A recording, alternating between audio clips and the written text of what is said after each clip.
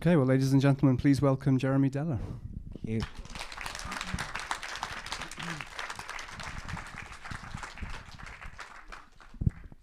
Well, welcome to Oslo, Jeremy. And sorry you. to drag you away from London, which must be a really relaxing place to be right now. It's amazing at the moment. It's so boring. Nothing's happening. As Anne-Hilda mentioned in the introduction briefly, you're actually, I even read an article about you in The Guardian earlier this week about your anti-Brexit fashion wear, which you brought out recently. Well, I brought it out about a year and a half ago, but for some reason The Guardian didn't only realise recently. They just decided they should be stocking it in their store. Yeah. But anyway, yeah. But it seems to me, I know it's almost too obvious to talk about Brexit at this point, but I'm going to a little bit because, it does strike me that, everything that is thrown into focus by this ghastly process, the just questions about national identity, the way it kind of amplifies issues around power, the balance of power in Britain and England, our relationship with history, the kind of the relationship of the way we're governed, and the way culture is kind of managed, and what culture means in Britain. All these are just absolutely central to your practice and have been almost since you started working as an artist, really, in the early 90s, haven't they? Yes. It's almost too obvious to say, but it just sort of, it's all very much there and kind of crunched down in what's going on right now. Yeah, and that film is about that as well, actually. Could we have the slide? Can we have the projector working? Because we have some images. Thank you. That film, that was made for the Venice Biennale. I was representing Britain, so I made an exhibition about Britain as I saw it, both good and bad. What you see there is mainly, there's a bit of what I would call bad in that, actually, of that procession. Very odd procession. It happens once a year in the City of London. Is that the Lord Mayor's It's called the Lord Mayor's Show. It's the Lord Mayor of the City of London, this tiny part of London that obviously has a lot of things go on, and the financial district is there, so a lot of things happen there. So, yes, so I made an exhibition about Britain as I saw it, and that film was part of that exhibition. We'll show just a few slides. So, for example, I was trying to make a kind of show of my personal view of Britain in what I love about it and what I didn't like about it. So, as you can see, there's this image of a bird crushing a Range Rover, which of course recurs back in the film. And that is actually a kind of mythological reference to a very recent story of Prince Harry killing and a friend shooting two very rare birds out of the sky and being observed doing it about 10 years ago and not being prosecuted for it. It's a very, very kind of illegal act when he was like a wild young man. So that formed the basis of a room about kind of power and corruption and so on in Britain. And those words either side of the door from the song that you just heard, The Man Who Sold the World, which I thought was quite a good sort of beginning to a show about land, about country.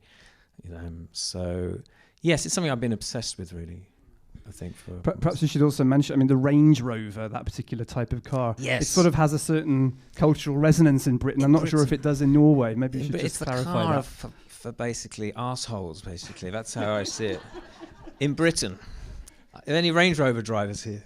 Yeah, I have done this before. Here, get the hands go up occasionally. It doesn't mean the same thing here. No, in Britain it's really. If I'm a cyclist in Britain, if you have Range Rovers are the cars to avoid because they're driven by people who won't indicate, think they own the road. It really is symbolic of. Actually, they probably do own the road. Well, they probably do through some weird hedge fund. So it's that.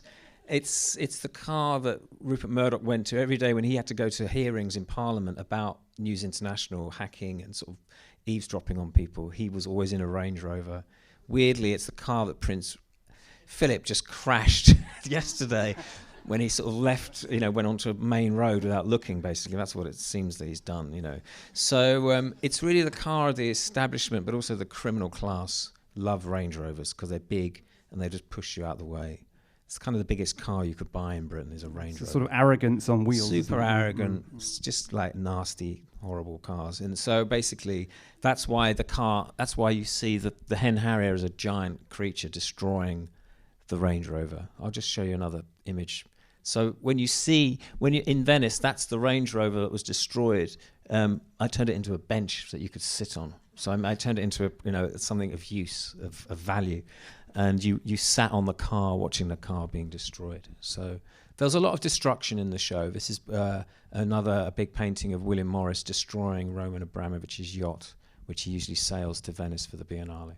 So, and then there was a room about Russia and Britain, and British interference in Russian interference in Britain and the end of the Soviet Union. Yeah, actually, it would be more resonant now in a way. Yes, now we know more what really has been happening between our countries, between Russia, and so it was something that has obsessed me for a long time. I went to Moscow in '82 when I was 16 on a school trip, so maybe it started then. But also growing up during the Cold War, you just had this idea of what Russia and what the government was.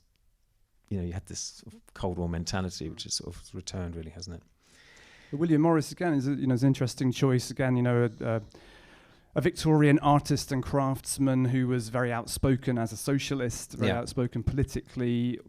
One of the ones who really kick-started the whole sort of heritage and preservation movement in the UK. At the same time, he was quite progressive in his use of technology to manufacture his wallpapers and so on. And again, someone that I see a lot of parallels with yourself in that sense. Thank you. Apart from the fact that he was a great technician and I'm not, and he was like, he could do anything technically. He was a craftsman in so many different ways. But no, he's a very inspiring character. He's like a contemporary artist, really, because he did everything but paint, in a way. That's the one thing he couldn't really do very well, was paint. But he could do everything else, literally everything else, including writing and writing books and poetry, publishing, politics. He was just involved. There's this sort of idea around him of this idea of the artist as a kind of almost like a magnet for ideas and radical thought that can be distributed in perhaps not the obvious conventional artistic media and roots. I did a show about him and Andy Warhol, and I saw them as very similar characters in that they both were not restrained by anything as artists. They would do whatever they wanted at. So it seemed in any medium they would approach, and they're both very radical artists. So Morris, he's seen as a kind of cozy figure in Britain because he designed nice fabrics, and people had them on as with wallpaper or curtains or on their cushions. But actually, he was a very, very radical character with quite extreme views. And so it's sort of interesting. In Britain, we've made him very cuddly almost, if that's a term you understand, cozy. But actually, he was kind of the opposite. But that is kind of a lot of the relation in Britain or England, whichever way you want to slice it. That there is this sort of kind of conflict between ideas about coziness, the past. We're very good at preserving and celebrating our past. Yes. We're perhaps less good at thinking of the actual shape of the future.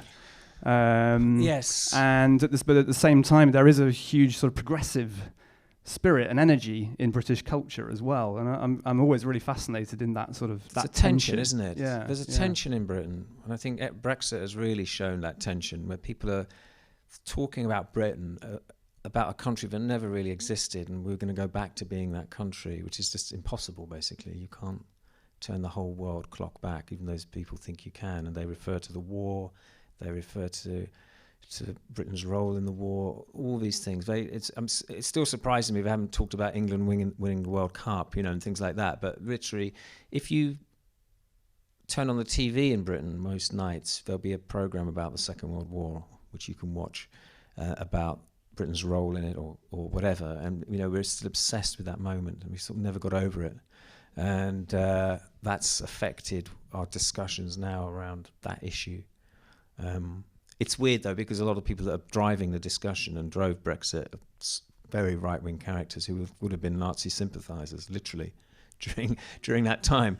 They would have been working for the other side, as it were. But now they take on the mantle as like protecting the soldiers and all that. There's these right-wing groups that say they're all about the rights of soldiers and PTSD, but actually they're far-right groups who want to just sort of disrupt political meetings and so on. I saw it last week in Parliament Square. I saw these people walking around disrupting things, but under the auspices of the British Army. and caring for the troops. So it's complicated. It's really complicated in Britain, and it's really questioning our identity as a country, and it's not particularly. It's quite an ugly sort of situation in that respect. And this slide is sort of it. Well, feeds right into that. I mean, it sort of reminds us in a sense that when there was eventually peace in Europe after the war, Britain kind of turned the war in on itself in many ways. Yes. This is from the 1980s. This is a genuine news photo, isn't it? This is a real news photo of what was then felt to be a civil war. What was happening, a kind of cultural and political civil war that was happening in Britain, was the miners' strike. And in a way, you could, going back to Brexit, which you could see this as the beginning point of how Brexit became, or anti-European feelings became so strong in Britain because of the sort of the end of industry in Britain and the lack of opportunity for people in these areas where the mines were. Let's just say that this is Orgreave, right? This is Orgreave. This is during the miners. There was a huge miners' strike in the early 80s in Britain under the Thatcher government. So there was a great deal of conflict between very old mining communities in the north of England and the police, who were kind of used as a political like army in a way. Paramilitary force occupying. Towards the end of the strike, they literally occupied villages and towns to make sure people could leave or enter, and controlled movement, and all sorts of things happened. So this is an image from that. And these are the areas now in the north of England that are the most pro-Brexit because of what happened to them afterwards, really. They were neglected, and unfortunately Europe has been given the blame for a lot of other things that happened to them. So this was something I witnessed as a young person. You would have remembered it as well. Yeah, it's very clear. It had a whole year. It went on for a year. And this is one of the films you're going to see is a reconstruction of this battle that I made in 2001. And a documentary was made about the reconstruction. This is the reconstruction. It was a confrontation between anything up to 15,000 police and striking miners. And it was an incredible scene. Visually, it looked like a battle from medieval Britain or Romans versus Celts or whatever. It had this kind of almost classic battle feel to it. So I reconstructed it as almost like a crime scene for people to go and watch and witness it. And it was like, you lost control of an artwork effectively because there's 1,000 people fighting in a field and then fighting in a village, or apparently fighting. And we work with members of reenactment societies. Do you have those reenactment societies here? I think there might be some people who sort of replay Viking battles and stuff like that, I believe, there must here. But yes, it is quite a thing in Britain. There are societies that dress up, especially the Civil War is a popular one, isn't it? English Civil War. Roundheads versus the King's Men. And then the American Civil War is really popular. For some reason, Civil Wars are really popular, and they go anything literally from Roman reenactment to 1945. They don't go post-war. There'll probably be Game of Thrones ones soon, won't there? Well, there will be Game of Thrones ones. So they go up to that, and they don't go beyond that, these reenactment societies. And tens or hundreds of thousands of people belong to these societies. I mean, some are very small and some are massive, like with thousands of members. And they're very much into the uniforms and the techniques of warfare and the equipment, but not really into the historical or social backgrounds of these battles. So I enlisted about 700 of these men who do this to take part in a political reenactment of a political battle where no one was killed, but it was a kind of, it changed the country basically this one day, you could say. And so they took part in former miners, and they met them. And the film, as you'll see, is a lot about the suspicion of the reenactors to these old socialists, basically, these old miners, or aging miners, I should say. So they're probably about my age in it. So they're and this distrust between these two groups of people, sort of a middle class group and then a working class group, in very broad terms. Was that an outcome that you expected, or was that sort of an unforeseen? Well, it was good that there was tension between these groups. And in the end, we had to change the reenactment, the shape of it, because the reenactors were terrified that the miners, who they were outnumbered, the miners were outnumbered who took part, the former miners, would actually take over the battle and turn it into a real riot. They were absolutely terrified. So they had to change around men and who were roles they played. But still, the reenactors were shocked at the emotional impact of this reenactment, because they were doing it with people who actually were there in the battle itself 17 years previously, and they'd never experienced that before. So afterwards they were totally freaked out by what had happened, because a lot of the former miners sort of regressed almost and became their roles they'd had when they were younger men, and the reenactors were very shocked by that, but liked it. And it's sort of, there are so many fascinating kind of connections and threads through your work. And of course, I mean, the year after that real life historical event, there was a very similar battle around Stonehenge, wasn't there, as well, where the police also fought off people who were trying to hold a free pop festival there. Yeah. And so now we see that you're recreating Stonehenge, which is one of those very strong national icons and iconic places. And Stonehenge has been a kind of site in Britain from thousands of years of pilgrimage. It still is, obviously, but with tourists. But also people are drawn to it and want to do things there and want things to happen there. And there were festivals there through the years. And you'll see tonight in the film after this talk, there's a big chunk of a documentary about Stonehenge and about how people were prevented from going there to this festival, and how that in a way started.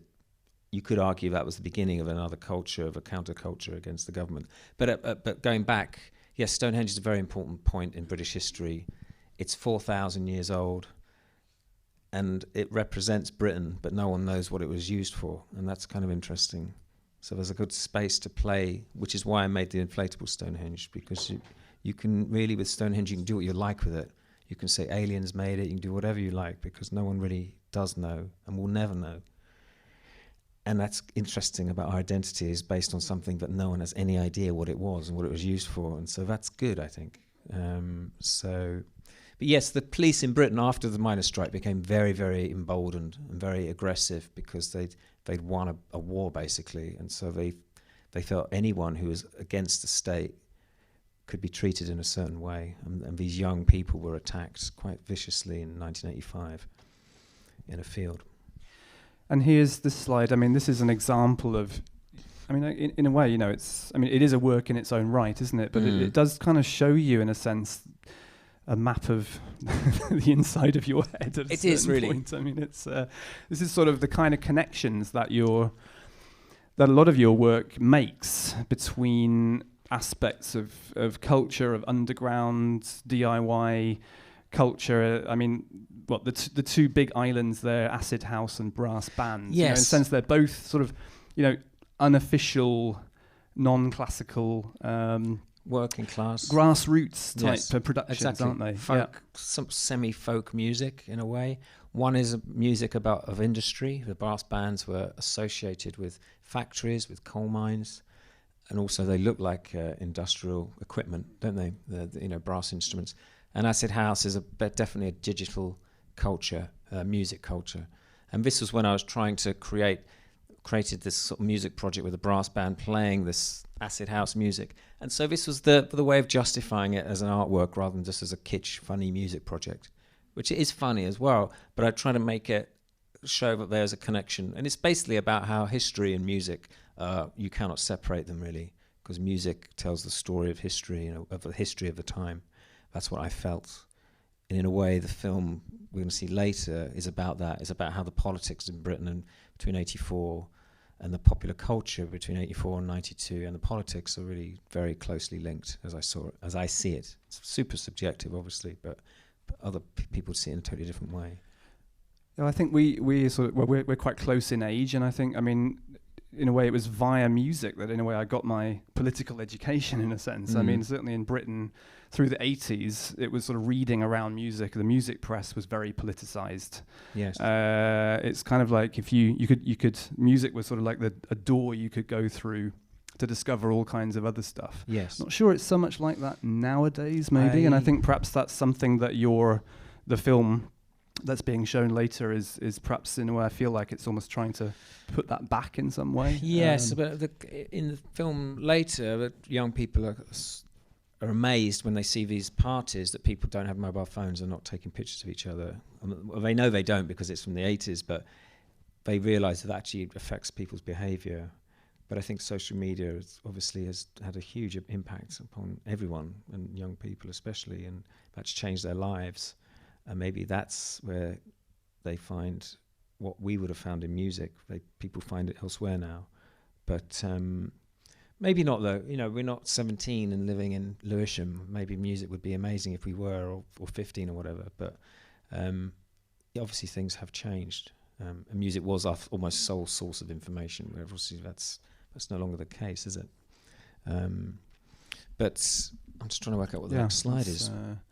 Oh yes, folk culture. Yes, this is a strange. It's an example of. Well, I mean, I think actually the first real time I encountered your work seriously was through your project called Folk Archive, which was sort of in the early 2000s, and it was a sort of collection of examples of what you could call a sort of modern folk art in Britain, and that's not just sort of, you know, old folk songs and customs, but it's also sort of examples of I don't know. You have a whole collection of artwork that's on fish and chip shops, or you know, stuff at the seaside in Britain. These kind of things that sort of homemade stuff that comes out of people's daily lives. Absolutely, in a way. Sort of everyday creative acts, I think you'd call it.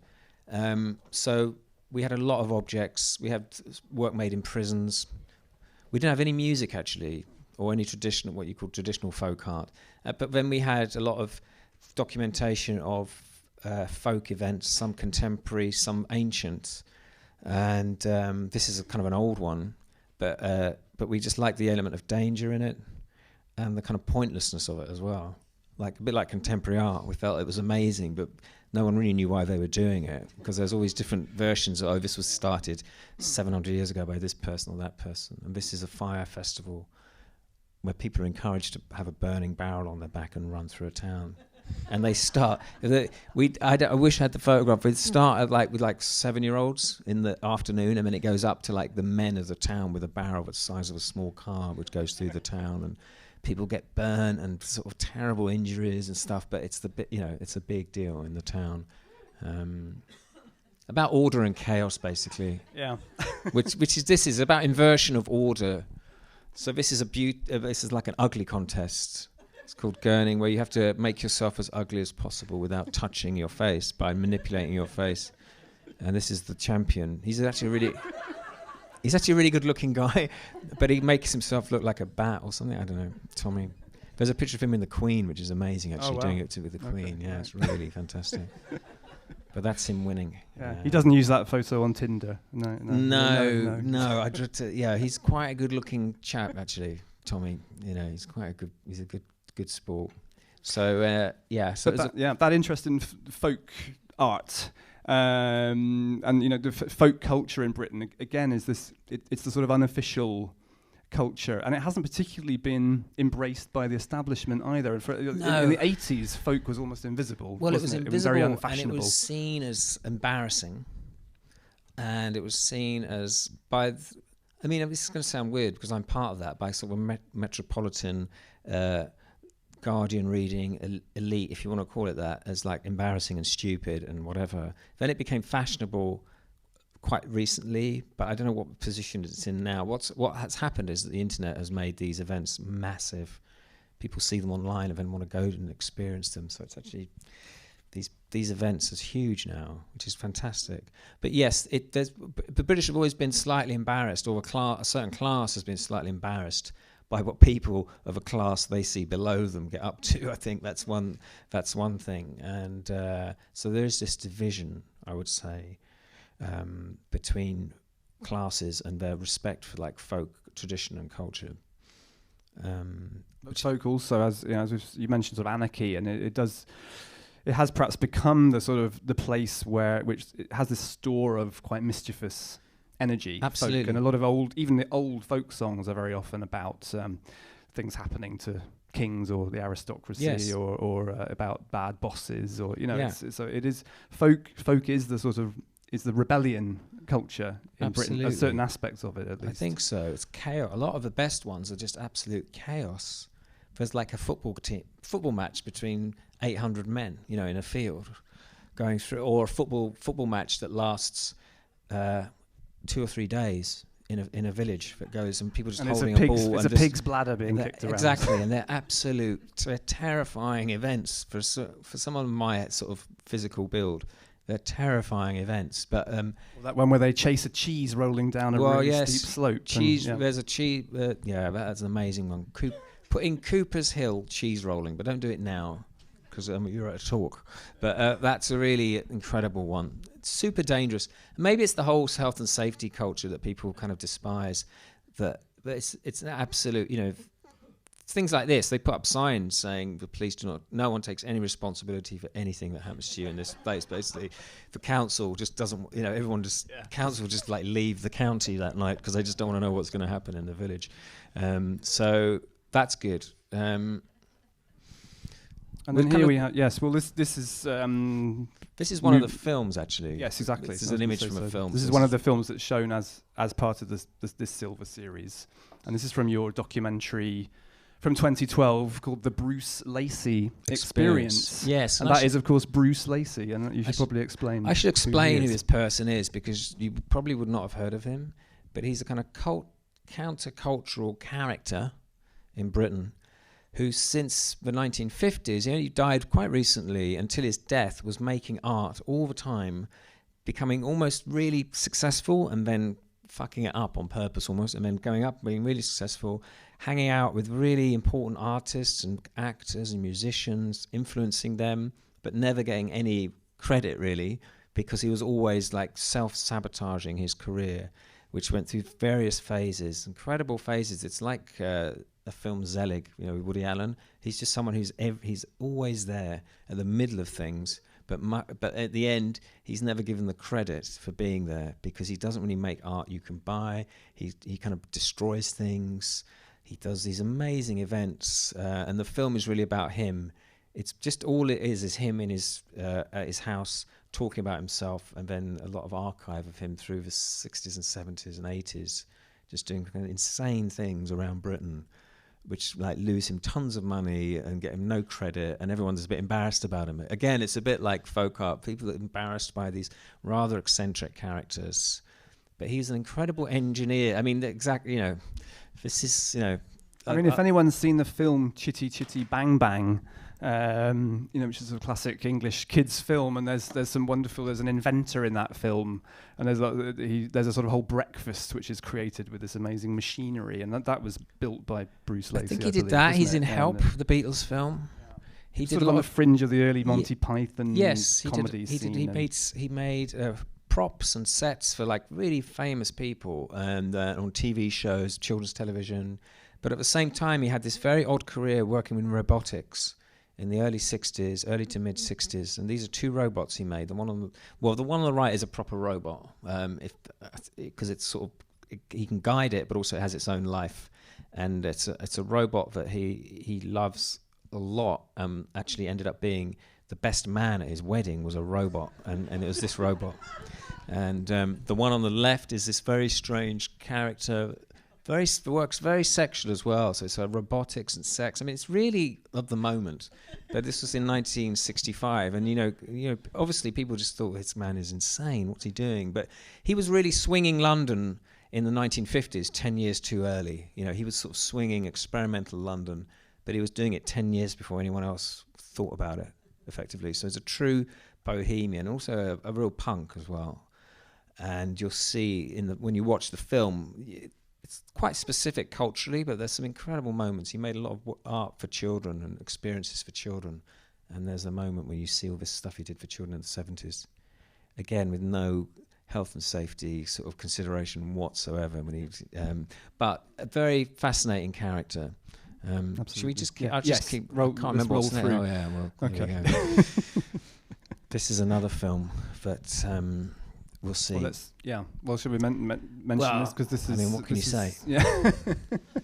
This is a photograph of a wrestler returning home returning back to where he came from, basically, to basically confront his father, because there was a paper was doing a piece about him, and they said, where would you like to be photographed? And he said, I want to go back to the coal mine I worked in and be photographed with my father, who he hated, and all the men behind him he hated. He hated the coal mine and hated everything about industrial culture, because at the age of 15 he left the coal mine and went to London to make a living for himself as a wrestler. And he had this persona, very, very odd glam rock transsexual persona, which he had in Britain very early on, which made him a lot of money. And it's really a story of his life. And he was still wrestling when I made the film, even in about 8 years ago. He's in his 70s, still wrestling. And it's really a story about him. But this photograph really, to me, is emblematic of Britain trying to change from being industrial to a showbiz country that exports ideas and culture and art and all those things. And he's basically embodying this literally in his attempts to leave the dark, black, industrial world of Wales and come to Britain and come to London and make a name for himself. It's like a Dickens sort of novel, basically, but in the 1950s and 60s when he started. Yes, and that's the film. It's called So Many Ways to Hurt You. Yes. The Life and Times of Adrian Street. And this is him a bit later. The wrestler, when he became his appearance became more and more grotesque almost when he went to America at the age of 40 to have a career in America.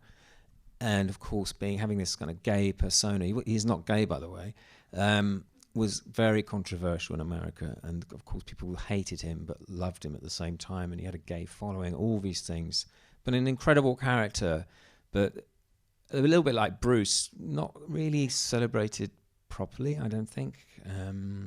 So it's a short film. It's about 30 minutes. It's a little bit like what happened with glam rock, isn't it, in the early 70s as well? You often got the people playing in those bands like Slade and T-Rex and so on. The people in the actual band were often quite chunky. They probably would have been blues rockers in the 60s, and then they sort of had to put the makeup on and then they realised actually clothes. The makeup was very popular with women as well, and so they kept doing it. But he realised that if you were hated as a wrestler, you made more money because people wanted to see you get beaten, so you'd go to the top of the bill because you're kind of a hated character. But I see him differently. I see him in a sort of more heroic, maybe a more romantic way. I mean, really, I see him like someone like this, and Bruce as well, like sort of William Blake, this kind of Blakean figure. There's a poem called Jerusalem. I don't know if you know it. It's the poem that Blake wrote, which was turned into a hymn, and it's sung by socialists, and then it's sung by people at sports matches. It's sung by retired middle-class women in the Women's Institute, and it's this song that everyone in Britain sort of knows and says it's their own, whatever political persuasion they are. And Jerusalem is a song about Christ coming to Britain during the Industrial Revolution. It's a poem. And what would he make of what he saw? Would he like what he saw? What would he do? So I just sort of, if I may riff a little bit on this, it's basically like this, it's like someone coming from the future to industrial Britain and showing them what the future was going to be. It's going to be this bright, shiny thing. And the poem is very short, but it's full of very famous lines like chariots of fire, green and pleasant land, dark satanic mills. Almost every line of this poem has been turned into some sort of poem in itself. But it's basically about what would happen when the Saviour comes, whoever he may be. I don't necessarily think Blake believed in Christ, but it's about the future coming to Britain, to industrial Britain, and that's what I see. Yeah, well, it was a very sort of visionary form of religion for him. Kind of a vision. He's a sort of a prophet, basically, without even realising it. He wanted to do this to have a go at his father, but actually what he was doing was like a prophetic moment, I would argue. Does this connect for you with the notion of English magic as per that? I'd like you to talk a little bit about that title, because what you're saying here as well confirms something I often think about, which is that Britain/England has been very successful in projecting an image of itself, Yes. projecting a lot of illusions about itself, Yes. both to its own people and to the outside world. And that's stuff that is perhaps right now having the lid taken off, and we're perhaps seeing the sort of more crumbling. The foundations of that are perhaps crumbling. But well, that's a what form is the of idea of magic too, English? isn't it? Yes, In the it's worst way. often magic is about Deception. persuading people to see something a certain way, isn't It's it? about deception and cheating and distraction. So there's that magic. And that was, when I did the show, English Magic, that was about that as well. It was about the financial services market in Britain. I know it sounds really boring to do an exhibition about that, but believe me, I did it in I think quite a nice way. But I had a big mural of Jersey, which is St Helier in Jersey, which is this, Jersey is this little island near Britain that has its own financial services sort of rules and regulations. And I did a big mural of it on fire, being burnt to the ground by taxpayers of Britain. But yeah, so there's magic, which is about distraction and deception. But then there's the magic of popular culture and people being magic in a way. Like this picture is a piece of magic. It's as good as any history painting. It's weird. You can't really look. Most photographs you can't really look at from that long. But this photograph, you could stare at this photograph for hours, basically, and trying to work out what was going on, but also the dynamic between these men. His father looking at him. It's fun to imagine that was taken in the 1930s, for example, which it could have been. Which would have been great. It's very George with Orwell. Someone visiting from. Yeah. So this is it. It's a great image. He wasn't even aware what he was doing, I think, really. But he was trying to reinvent himself as a human being, trying to forget everything about his past and make himself into a new kind of human being. Literally, with his body, the way he transformed his body. He's a tiny guy as well. He's about my height or shorter, and he still works out. He's still really muscly. He never took steroids, so that's why he's still alive, basically. And he's a tough guy. He's a really tough guy still. He's kind of an amazing human being. Not necessarily very likable in a way, but still an incredible human being. And what's after play? Yeah, so this sort of brings us into the realm of the new film, which we're going to see after the break here, and title of which is Everybody in the Place, An Incomplete History of Britain, 1984 to 1992. Yes. And this is a film which is based around a kind of a lecture that you're filmed giving in a school classroom. Yes. And you're kind of trying to teach these teenage kids something about the rave culture, mainly of the 80s, and how kind of the culture that came up from, and where it came from, and the attraction. That's a very good description of it. Actually, it's basically it's a class. I'm giving a class to a group of students, politics students, in a school in London. They're by chance 90% of those students, their families are new to the UK, or relatively new, so they're immigrant kids, more or less, from all over the world, mainly from the Middle East and North Africa. And so in a way, they're quite a typical class for a London school. So I'm basically trying to explain to them about this moment in British history when this music started and what it meant, but also the build-up, what the UK was like. It's kind of personal in a way in the 80s and what it meant, and why maybe this music started, for a number of reasons, not just because of the music technology changing, but also about the people in Britain really needing something like that to happen. So there's history about the miners' strike, which was before, about the end of industry as we knew it at the time, but also about the kind of feeling of what it was like to be around and young in Britain at that moment. And it's told to them, and then they respond to it really as they see it. So they make comments on what they're looking at.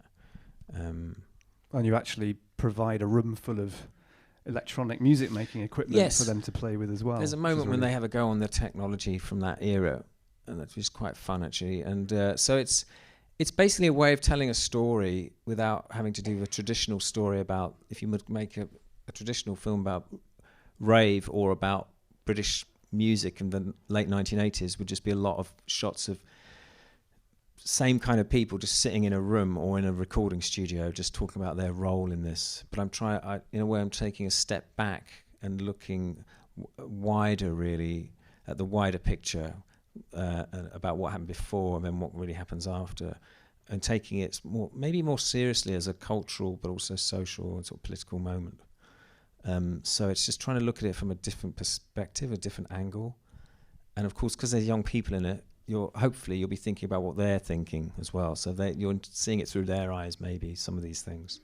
Yeah, I mean, I thought it was really interesting that you framed it as a class, because that seemed to suggest that perhaps you felt that even though there is a lot of information available now online, that perhaps there wasn't 30 years ago, still somehow certain ideas are perhaps not getting through, because a lot of what you're talking about is about seizing the means of production. Yes. That's what that music was about for you, and that kind of rave culture, which was very often about illegal raves around around the outskirts of London and so on. Yes.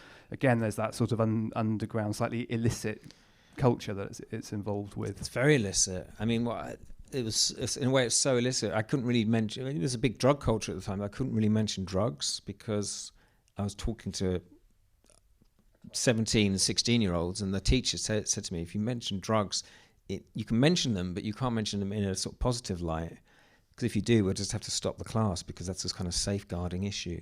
So they do get mentioned very briefly, but I can't promote them in a way or say why they were actually quite a good thing for a lot of people, because that would have been, I can't do that. I don't know if it's illegal as such, but you just can't do that. Also, these are the young people. I felt it was quite good to have them include young people in, because these are young people now that are going to be massively affected if we do leave the EU. But also there are a lot of Muslim kids who have a lot of problems on the streets, and so they really are up against it. The next 5 years for them is going to be very uncertain, really, I would say, even in London, which is a place of great opportunity for young people. So, it's a very... I'll be okay with Brexit. I'll be fine. But for them, I just don't know what's going to happen, really. And they're very angry about it as well. A lot of these kids are very angry about it, about what's happened. So, it is sort of mentioned at one point. I could show the trailer just to excite you about what you're going to see in about 10 minutes. Would you like to see the trailer? Okay. The film is not like the trailer in the sense that the film is like, the trailer is really kind of like that, and it sort of really get your blood pumping. If you escape, and then I will find it. Yes. I'll explain maybe afterwards I'll explain what you're looking at in the trailer, because the trailer has all parts of the film, but you'll see some parts which is about Stonehenge in 86, which is a year or two before this scene happened, but it's a very important moment. View, enter full screen. Okay. Maybe, that's great. Thank you for doing that. Putting the thing.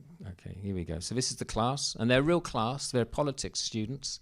But weirdly enough, when you learn politics in Britain, you don't actually learn about things like the miners' strike. Things you need to know. Yeah, you just learn about the construction of Parliament and how great it is. Yeah, technical stuff. You don't necessarily learn about things that happened, which is quite weird. So you'll see in the film, when you see the film, that they're totally freaked out when they see footage of Orgreave, which is the thing that I reenacted. I showed them this sort of raw footage from it, and you can see they're really quite upset by it. Anyway, this is a 1.5-minute trailer.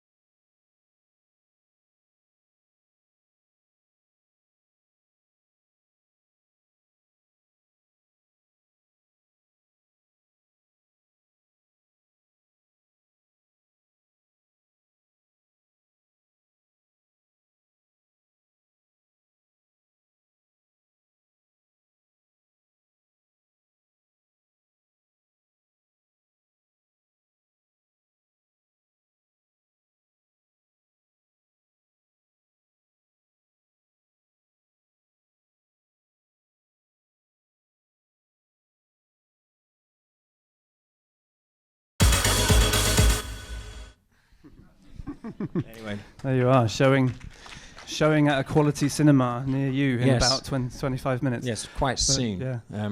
How much longer have we got? Are we over time already? 5 minutes. Okay. Yeah.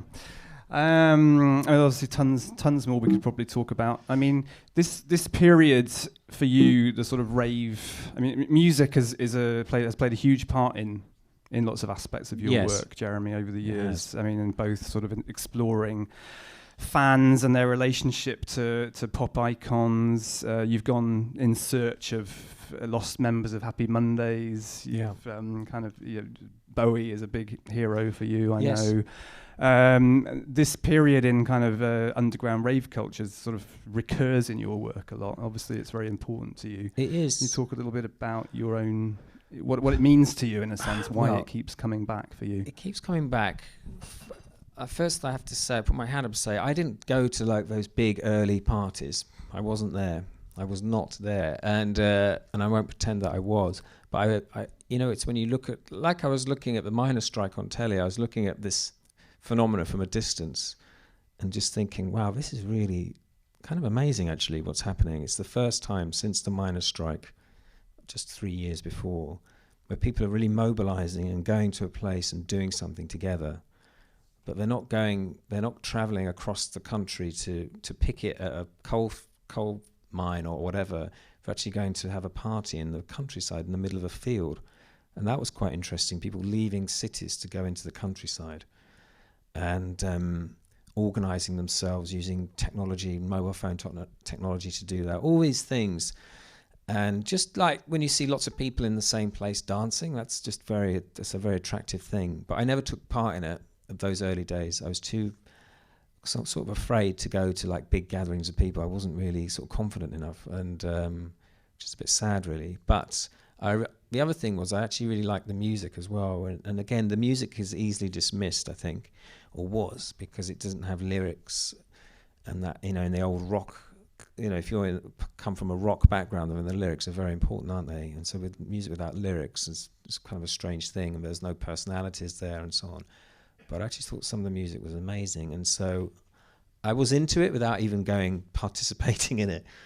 But then I realized, then I did, and I just sort of really enjoyed it, and this kind of stupidity of it as well, actually, I think. There's a lot of drugs. I didn't really take the drugs, but they did make people behave better than they had before. I mean, going to a nightclub in Britain in the 80s was kind of a scary thing, actually. Like a city nightclub. A city nightclub, and in the film you'll see... You have to wear a tie. And you have to work. You have to dress like you're going to work, literally. And you'll see this at the beginning of the film. I compared two pieces of footage from a TV show. And the first footage is really sort of scary. The atmosphere in those places was horrible because they're so kind of oppressive places, and that just disappeared. And so I think that interested me greatly. And just the people doing stuff and being stupid and whatever, I kind of enjoyed that. So I got into it. And it does sort of connect with this very, actually quite old tradition of somehow music connecting people from the city back with the country. I mean, it's how you see it in the Glastonbury Festival. Exactly. You see it in older festivals in Britain. And I think that can really change people. And, my theory is that rock music is basically a Christian, has the structure of Christianity, of the hierarchy. Yeah, it's often about the worshipping. The lead singer is Christ. The manager is God. The disciples are the rest of the band. And then you have the audience. It's a church-like thing. You have this triangle basically, and at the top, and then you have like the audiences. So, and for me, you're facing one way. It's like a church experience, effectively. So it's a very Christian thing. I don't mean in terms of what the music said or anything, but just the structure of it. It's very structured. Whereas this was just all over the place. No one knew anyone no one knew who anyone was or what anyone was doing. No one really cared. And so initially at least, the DJ was not important. It was just hidden somewhere. So it was more, you could argue it was more pagan really if you go into the countryside and you're in a circle and you're dancing. And someone's it's a much different feel dancing in a forest than in a nightclub or with someone on a stage doing something, or being in a gig with someone on a stage and you'll be there at this time and it'll end at this time. And like church, and when you go out and the whole, there's a ritual to that as well, but it's much more structured. So I felt that was interesting, going city to countryside and it's a cliche to say connecting with nature, but having an experience in nature, in the open air, and all those things.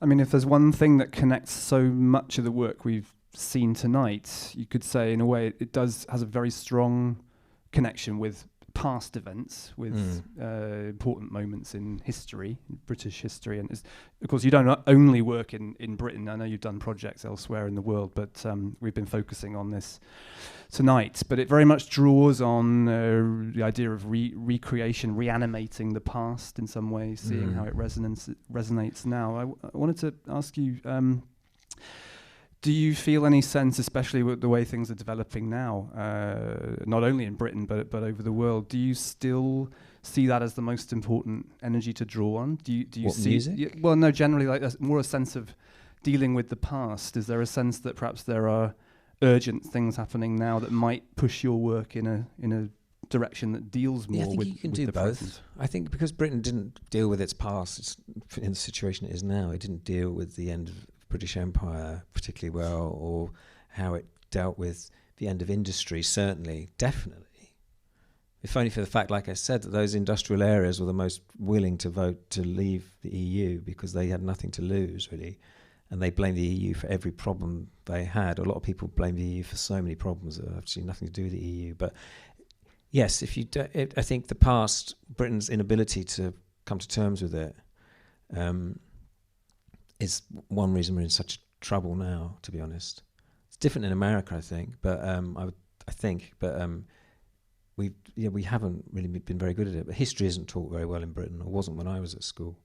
You didn't really, I don't know about you, I just didn't learn anything about Britain and what really happened in Britain. No, I think it's always a bit of a shock. Learned a lot of dates and kings and how great the empire was. Exactly. But, I mean, exactly. And so that continued. I don't know what it might be different now, but so yes, I think there's more of a coming to terms with the empire and the legacy of that and the dark. We nearly did it with the Beatles. I know that sounds stupid, but the Beatles nearly blew away everything. I would argue. When you think of the decade was defined by that band, I think, and they nearly showed a different path forward for Britain. And kind of popular music did, in a way. That's how we became, we colonised people's minds and their consciousness and so on, which is much better than colonising countries. But I always thought that was something to be very proud of and very positive, that culture. And it continues and still does. British music, I still think, is probably the best thing about the country almost. But that was never taken seriously enough. Yes, I think you can't. I went to school, actually. I know this is boring in a way, but I went to school with Nigel Farage. I was at school with him. He's 2 years older than me. And I know exactly who taught him, what he learnt, what history lessons he went to, the atmosphere at the school, everything. I know him back to front in a way, weirdly. And I know that he basically swallowed everything he was told about how amazing Britain was at that school. The school it was in the 80s, but it was still run as if the British Empire was still happening and was a good, or if it wasn't happening, it was a good thing. And he just stayed with that opinion without kind of opening his eyes to the kind of reality of what the world had changed massively since sort of 1935 or whatever. So sounds like there could be a new work in that somehow. Well, weirdly, it's I'm interested in the far right in Britain and how they behave, because there's the far right who wear suits and like wear nice suits, and then there's the far right who don't, and they have this sort of relationship. But it's quite complicated trying to work out how to do something about that. But the far right does exist in Britain, but you wouldn't know it when you look at them because they look so smart. It's quite. They have nice accents often, or they have like Boris Johnson accents. Or yes, they went to certain schools. They dress in a certain way, the best suits and shoes and so on, and they look so respectable. But actually, they're hugely dangerous people. So that's something that I'm interested in. Are we out of time? On that positive note. On that lovely positive note. I'm glad to say that Jeremy, you are very well spoken, but you are not of that. But I could have been, you see. I could have ended up like that if I'd have made a few wrong turns. Possibly. I went to the wrong university or whatever, Yes. But no, it's been great talking to you. Thank you. As ever, thank you very much. And of course, all of you, please do check out the film series over the next few weeks. And of course, stay for the showing of the full Everybody in the Place film in about 20 minutes' time. 20 minutes? After a quick trip to the bar, etc. Okay, thank you. Thank you very much. Thank you.